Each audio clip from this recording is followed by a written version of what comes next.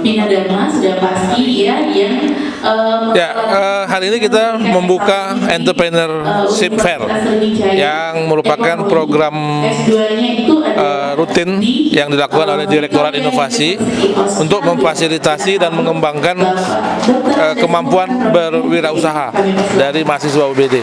Tentu kita mengucapkan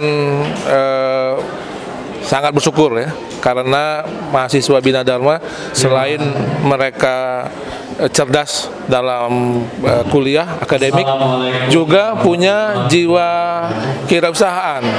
Ya, kita tahu bahwa saat ini dengan mengembangkan kewirausahaan artinya juga di satu sisi membantu pemerintah dalam mengatasi kesulitan menyediakan lapangan pekerjaan, di sisi yang lain juga membuat mahasiswa itu siap untuk menghadapi masa depan mereka. Kami akan mengundang ketiga pembicara kita. Pertama, mahasiswa bisa memanfaatkan kesempatan sebaik-baiknya.